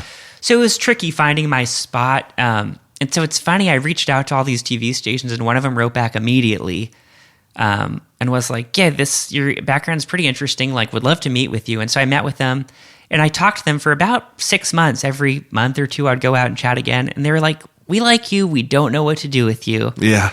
And finally, they were like, okay, yes, we're going to give you this little segment. And that was so fun. I got to meet a Dutch prince, which was very funny. And wow. Do all kinds of goofy things. This was weekly? It was sort of sporadically. Okay. It wasn't even on a regular time, but it was at least once a month or so. That's really cool. That would be so fun. Yeah, which I loved. So that was a really good gig. I was sad to leave because I had to leave that behind. But Yeah. And how long did you say you were there? 2 years? 2 years, yeah. And your time over there was great? Like, did you, Yeah. you enjoyed it? It was so fun because you can hop on a train and in 3 hours you're in Paris. Yeah. Or London. Or, you can hop on a flight and in an hour you're in Switzerland or Germany or... My boss that I work for now, he that's where he was born, is Oh, really? Amsterdam. Yeah. Oh, cool. But he's been over in the United States for a long time. Like Okay. he's American basically. But it was hearing him talk about it and seeing like photos, like he'll bring in photos sometime. It just looks so beautiful over there. It's very charming. I have a couple other friends that went and backpacked across, and I see all their photos and their experiences of it, and they said it was just like fantastic. They loved it. They really did. I would like to eventually go over there. Yeah. I think that would be a great place to see. We're trying to figure out like where we want to go next. Like Portland, we went for 8 days. I mean, like that whole trip was like 8 days, so that was like me and my wife's longest vacation. So I mean, we got married a couple years ago, so like we were worried about like paying for a wedding and stuff, but now we're trying to like figure out where we want to go, like what big trip we want to take. Yeah. And I think like I would want to go to like Switzerland or like... Switzerland is amazing. The Alps are like the most beautiful thing ever. That's where my brother went on his honeymoon, and like to see his photos, like they stayed up on top of a mountain. He brought me back cheese, like Swiss cheese from on top of a mountain, and it might not have been the best when he got it back here, going through the plane and everything, but like the photos and like just he said he would just wake up and walk outside, and there'd be random cows just like strolling by, and it's just like I like the slower paced. I like moseying. Yeah. I don't want everything to be a rat race. I just want to mosey. Totally. That's a good time. Yeah, there's a lot of good places to mosey in Europe for sure. Now, you coming back here and like kind of deciding, because after you moved from Amsterdam, you were here in Pittsburgh. Yeah, we came from Amsterdam to Pittsburgh. So you were in Amsterdam a year and a half ago. Yeah. Oh, exactly. Wow. Yeah. And you guys even less. You're in like 2 months ago. That's crazy. Yeah. Now moving to Pittsburgh, like how did you kind of? You explained how you chose Pittsburgh, but how did you choose where you live now? And like did you visit here whenever you were here before? Yeah, and we don't have a car, and we both are pretty. I mean, in Amsterdam, you bike everywhere. Yeah. Which was the dream, and there's no hills, so it's easy. Yeah. Unfortunately, it's not like that. Yeah, here. so many hills. So it's tricky, but we knew we wanted to be somewhere that was relatively flat and where we could walk or bike to, the supermarket and stuff like that. And so here, we chose Shadyside because we can, bike to Giant Eagle and Trader Joe's and Target and that's really cool. The library. And it's also close to the busway, so it's easy to hop on there. And it's like, that busway is amazing. Oh, yeah. If we left right now from this apartment, you were on your car and I was going to run to the busway, I would beat you downtown. I bet you probably would. My wife, I live right on the West Busway, and my wife works downtown. So for me to drive to her work, if there was absolutely no traffic, I bet you it would be like maybe like a 7-minute drive. Yeah. If that. But there's always traffic, so it's going to take a little bit longer. But she just rides the bus every day to work, and it saves her $13 a day parking. Yeah, which is madness. Like, there's people that park my mom worked in the same place she did. My mom parked every single day down there, but she also lived 40 minutes away, so she had no choice. But it's the dynamic of not having a car and traveling through alternate forms of transportation. It's like, it's just like, it's foreign to me because like I'm someone, I drive everywhere. I need to have my car so I can leave whenever I want. If there was ever parties in high school, I never drank. So like I was just the one that would always drive because I never wanted to sleep on someone's floor. Right. And I just wanted to be able to go. But your time in Pittsburgh, like you enjoy it here now that you've been here for a year? Yeah, it's been great. It's such an interesting city and there's so much to learn about here. And, people are so friendly that it's been wonderful. That's great to hear. Now, you just got back from a book tour. Yes. Okay, I wanted to touch on this because I didn't know where you came into play with this. I didn't know if it was just your wife. But I saw that you guys were going around everywhere. And I love that you do little things like the cookie.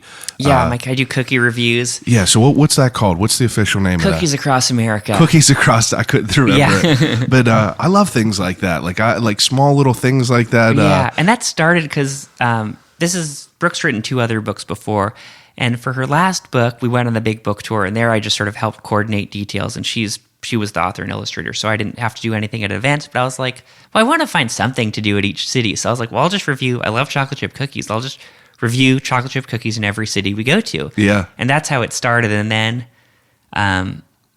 now just whenever we're on vacation and then certainly on this book tour again, I continued it.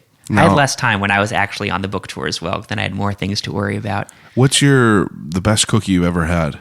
Do you know offhand? There are a couple. There's this one in New York at a bakery called Levain, which is it's like the cookie is like the shape of a hamburger. It's just like really thick too. Wow. Delicious. They're always freshly baked. I think they're all on the Upper West Side, the locations. There's also another one at City Bakery in New York, which is phenomenal.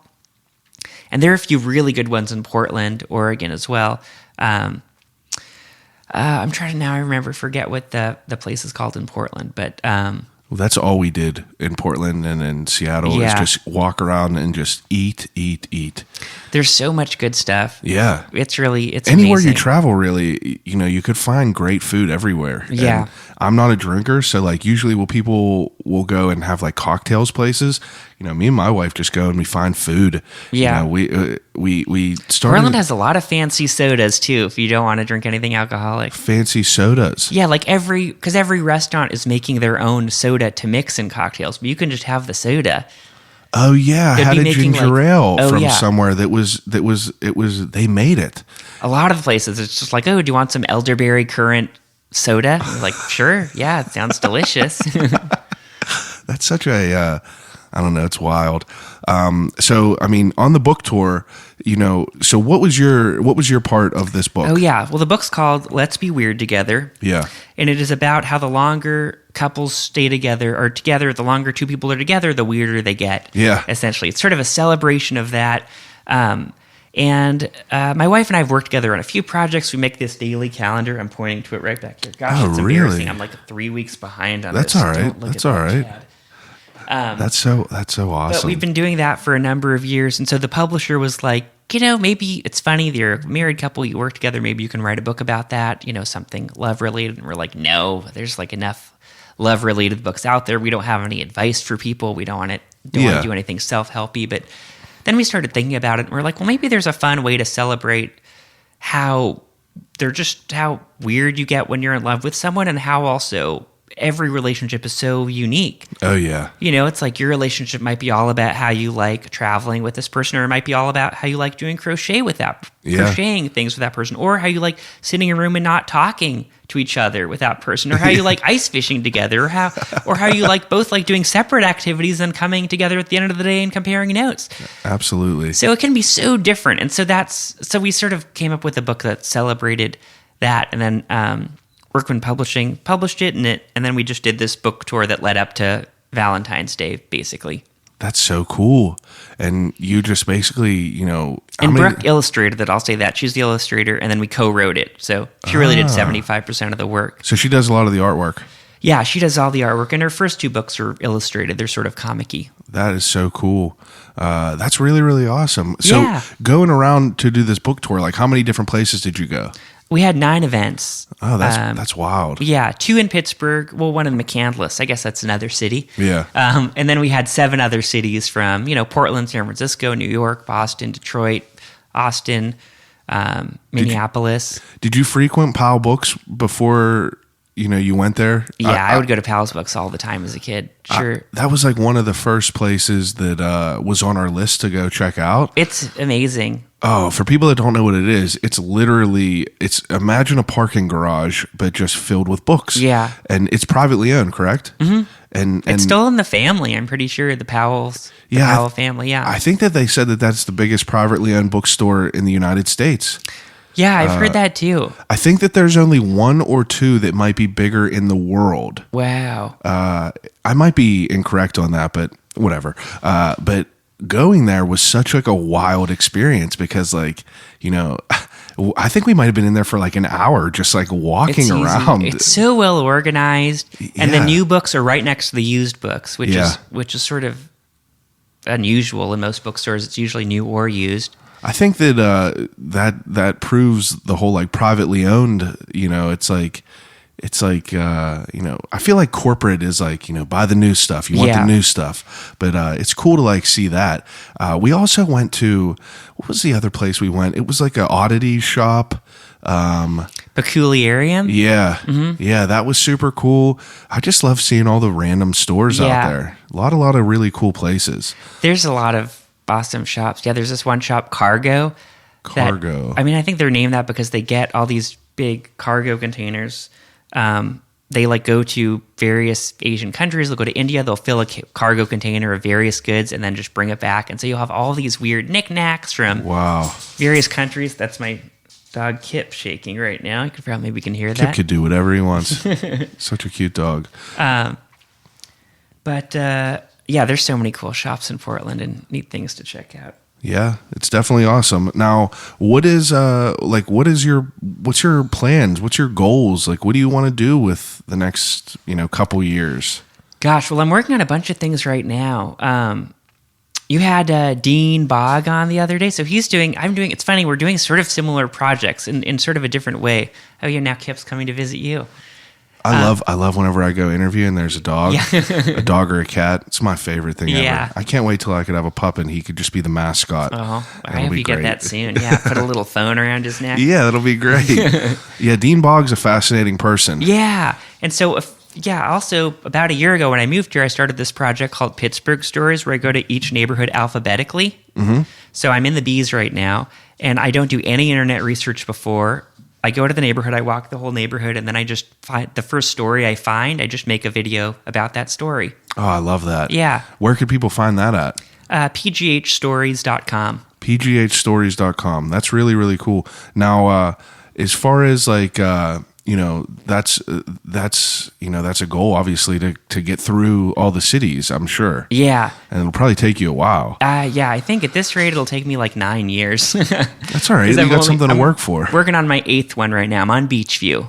So I got to B's at least. There are a lot of A's too. Now, the ones that you've been through so far, what is, do you have like a neighborhood that you enjoyed very, very thoroughly that are in the A's? Yeah. I mean, one that I thought was really interesting was Arlington Heights, which was interesting because I went there and most of the neighborhood isn't there anymore. Yeah. So that was wild, because I don't allow myself to do any internet research before, it becomes sort of this mystery when you're watching the little episodes, just because it's like, it feels like, okay, well, now what? Now there's nothing here. How do I figure out what was here? Yeah. So I ended up going to the library and stopping some people on the street and that's really cool. And sort of piecing together the story, and then in the end, finding someone who used to live there who was able to sort of tell me about life there. Do you make videos with this? Yeah, I make videos. Now, what do you use? Like, what kind of equipment do you use? Like a DSLR camera. Okay, that's pretty wild. Yeah. You have a pretty interesting story. You might be one of the most interesting people that I've spoken with so far. Well, I have a lot of weird interests. Oh, I do want to touch on the Kazoo Museum. I know we've been talking forever already. Oh my God! Yeah, I almost forgot about that. But when I lived in Seattle, briefly, I worked at the startup, and there's all this extra furniture in the office for whatever reason. There are all these glass cases, and so at a certain point, I was like, I got to put something in these glass cases. And I always liked kazoos. I had a few of them. And then I went on eBay and I was like, I wonder if I can find some antique kazoos too. Sure enough, antique kazoos are only like $5. When have they been? When was the kazoo made? The kazoo it's unclear. There was this origin story that took it back to 1852, and this is sort of 1852. But I did some research and debunked that whole story, which has been told for decades. Oh, wow. This is the first time you're hearing it, folks. I'm still sort of figuring out what the true story is. This is a hot take. But most likely it's from the 1880s, 1870s, 1880s. It was sort of the fidget spinner of 1884, the kazoo. That's when it really got big. And anyways, I started this museum in Seattle, and it got some local press. People were into it. It was, written up in some local magazines. The local public radio station did a piece on it. Gosh, Kip's really doing a lot of stretching. And so it started there, and then I left Seattle, and so I didn't know what to do with it. But at that point, I'd met other players in the kazoo community.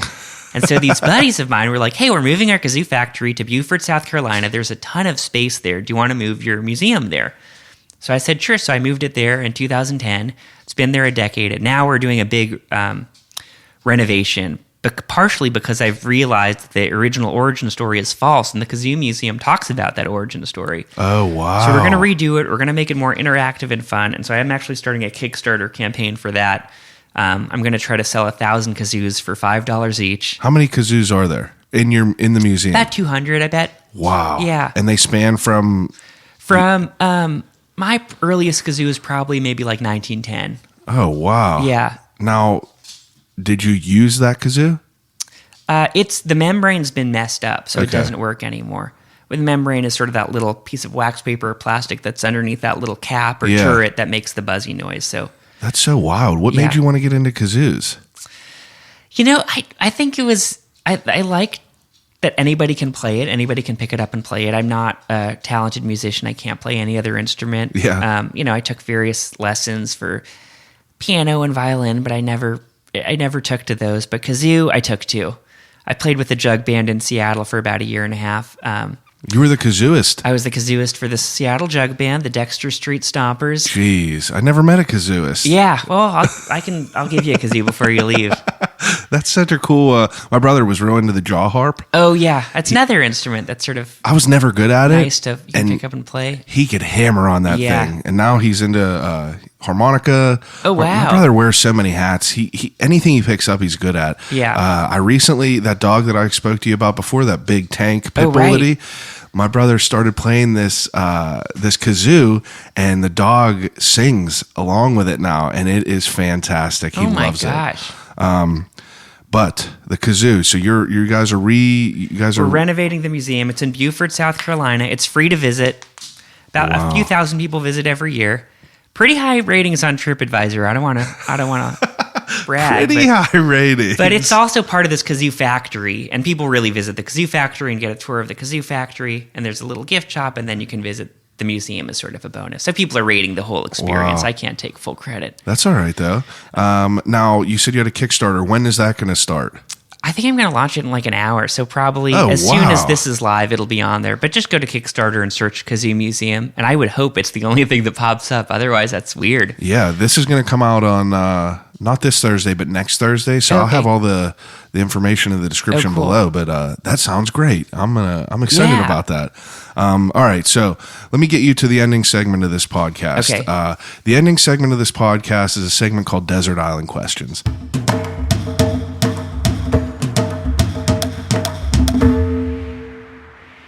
Desert Island Questions is a segment where I give each guest 3 categories to take with them on a desert island to Okay. exhaust until expulsion. If I get three objects? You get 3 categories, Or but 3 you get categories. 3 choices for each category. The first category of Desert Island Questions is things to watch. So you get to pick 3 things to watch. You could pick movies, TV shows. You could pick, YouTube series. You Okay. can pick whatever you want. 3 choices. Well, so wait, if you pick a series, you get a lot more. Yeah. Oof, boy. Okay. Some people could hack the system. Yeah, because if you're like choose The Simpsons, then you're like, well, you've got years of content. Yeah. Gosh, I don't know. I feel like there's one movie that's like one of my favorites I could watch again and again is Groundhog Day. Oh, and that okay. sort of seems funny to watch that again and again on a desert island. That's all right. Okay, so I'll do that. Groundhog Day. Okay, now I'm going to take that back. All right. Maybe that'll be too much. You know what movie I've already seen twice and loved? Little Women, that new one in the theaters. I didn't watch it yet. Oh my gosh. It just made me so happy. It was so well done. I heard it was very good. I'm going to choose that. I'm going to do that one. Then maybe Seinfeld. Watch all of Seinfeld. I've talked about this on there 100 times. I've never made that jump into there yet. Oh, yeah. I've only seen a couple episodes of it, but I love Curb. I think Curb's Mm-hmm. hilarious. I'm sure I would love Seinfeld too. I just need to get into it. And then maybe just so there's I'll never run out, I'm going to say something that's been on in a Daily Show that's on a lot. Maybe maybe Ellen. Oh, I love Ellen. If I just got because it's just I'd have years to watch. I wonder when her first show premiered. She's been on for over 10 years now. Yeah, absolutely. I think it's even more than that. Yeah. I swear it got to be more than that. But I love Ellen. What a great person. She's honestly like a lot of the reason that I got into like, I credit podcasting to Joe Rogan, Mark Maron, and Ellen because, you know, she's just, I love her having a bunch of different guests and just having fun. Yeah. And I think that that's where the segments came into play on my end because she does all them fun things, games and everything. All goofy stuff. Yeah. She's great. Now, do you read a lot? I would guess you do. I read a fair amount, yeah. Okay, so what about 3 books? 3 books. Okay. There's this, well, it'd be funny. It'd be more sort of ironic to have it on a desert island, but I just read this book by Jenny Odell called How to Do Nothing, which is great. Maybe that would be like, I might need that. And by nothing, she means like avoiding, like the subtitle has something to do with like avoiding the attention economy. Yeah. So it'd be doing nothing from like a phone perspective of like using phones or technology. So maybe that would be like a nice thing to have there. That sounds good. Gosh, I feel like I should walk over to my bookshelf and like look at stuff. Another book. Well, maybe I'll choose Sad Animal Facts by my wife, Brooke Barker. What was it to say? Is the third choice Let's Be Weird Together? No, I don't want to read my own book. That's just gross. I wonder, maybe I'll bring like I don't know exactly what, but maybe a cookbook with things I could find on the island. Maybe that would be good. That's a good answer. Maybe this one. I'd have this Mark Bittman book, The How to Cook Everything. That's I'd a good answer. That's a good answer. Find something there. That's a thick book. So Yeah. and even if you're not cooking it, you could read. Yeah. You know, that'll be good. Okay, those are good choices. And then the third category is 3 things to listen to. Boy, so podcasts, music, anything? Anything you want. Could be podcasts. It could be a CD.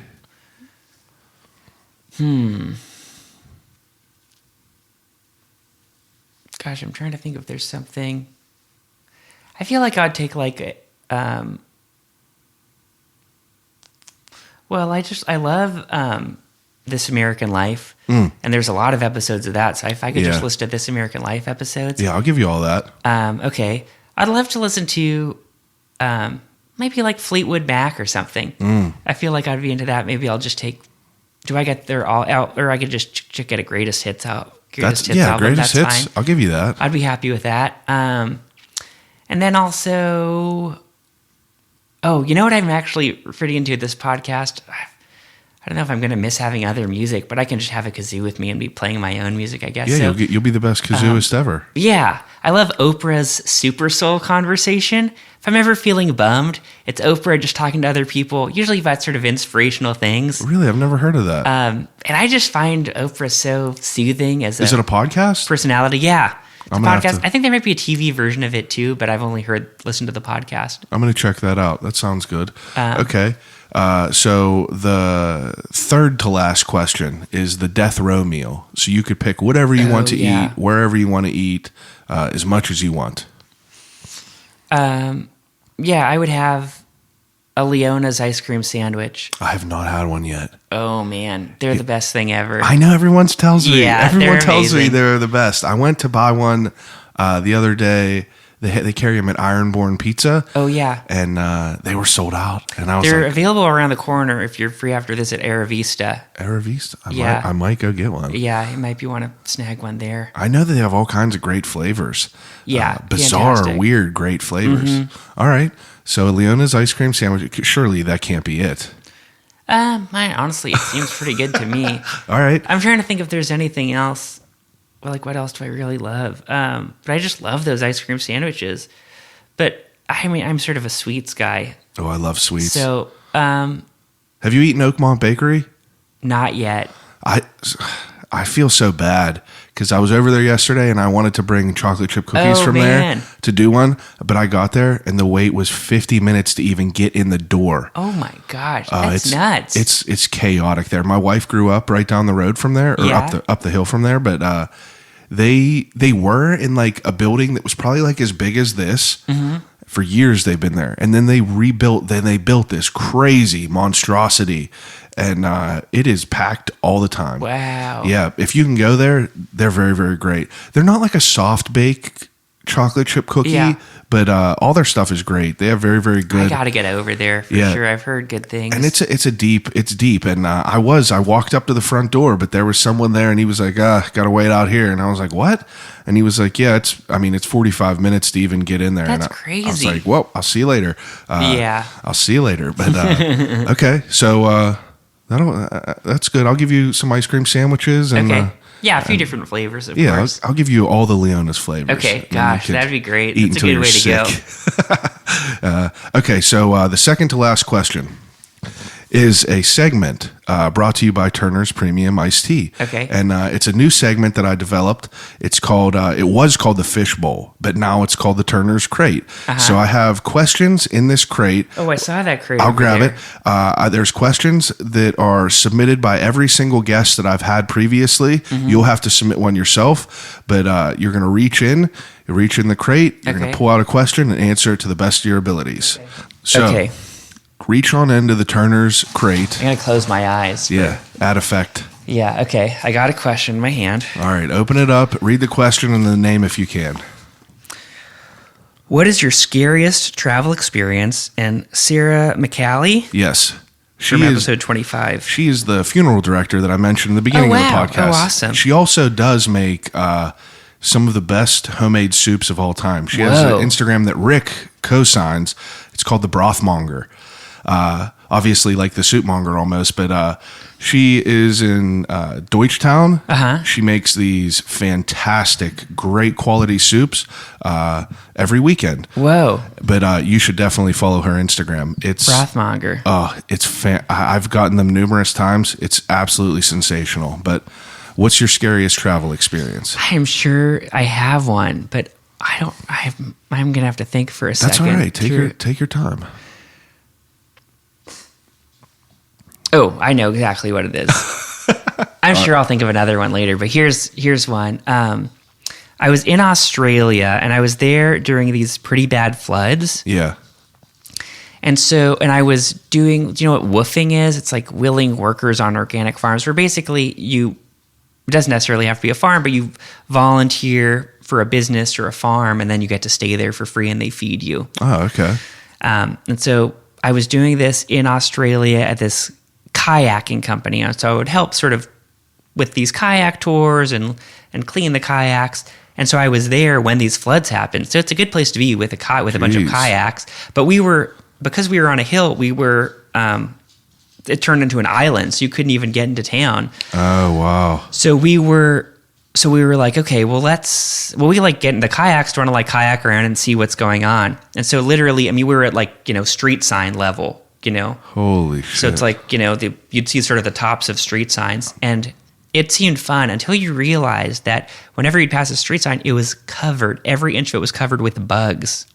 Oh, man. Because all these bugs can sort of float to the top of the water, and they can sort of like a spider or a cricket can sort of like balance on the top of the water for a little bit, and then they would just get to these signs.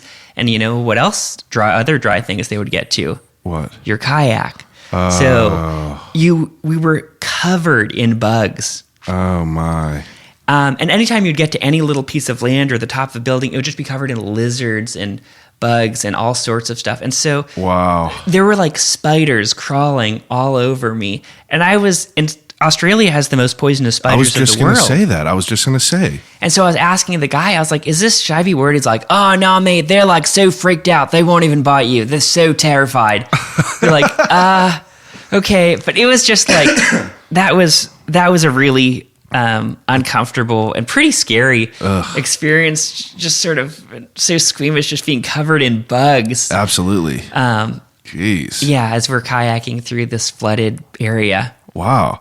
What a fitting question to pick. Yeah. The Turner's Crate, it reads, it's like the Sorting Hat in Harry Potter almost, yeah. I feel. This really is I want to get one of these crates to put on the back of my bike. Oh, I'll get you a Turner's Crate. Okay. Don't you worry about it. I'll get you one. It's considered done. All right. So the last question that I ask everyone is, if you could have a conversation with anyone alive or dead, who would it be and why?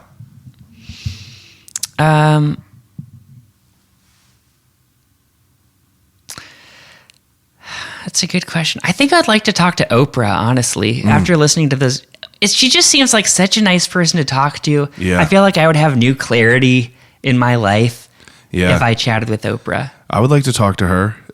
Ellen would be a fantastic Yeah. one.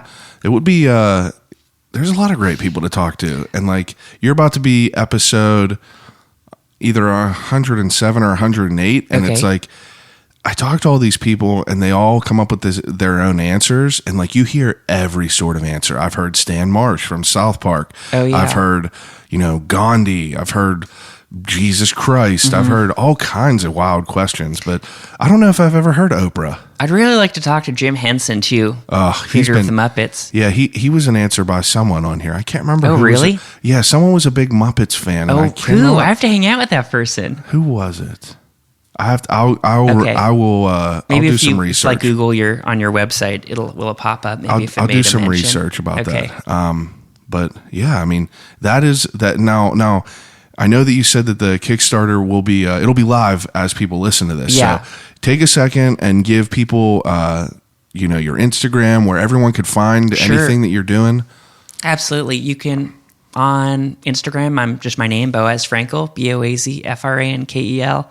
Online, I have a website with a bunch of random stuff I've done at stuffbyboaz.com.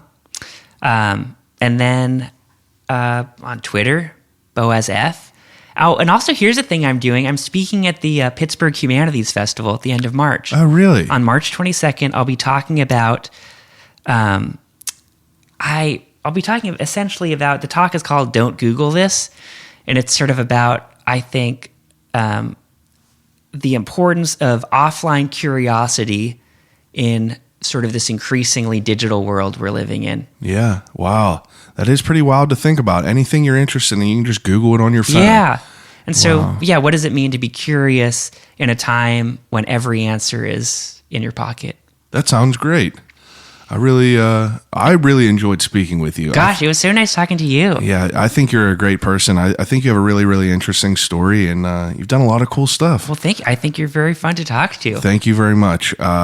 Everyone else that's listening, thank you very much as always. Shout out to Turner's for sponsoring the podcast and keeping the lights on.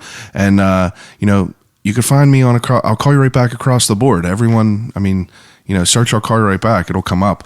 But I also have an email. I've been getting a lot more emails lately. If you got someone that you want me to talk to, email me. I'll call you right back at gmail.com. And, give me some feedback, what you like, what you dislike.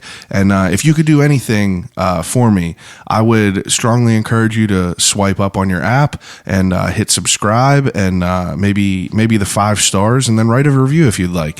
If you got nothing nice to say, just don't say it because we're working hard here. But again, I'll call you right back across the board. Thanks for listening. Call you right back.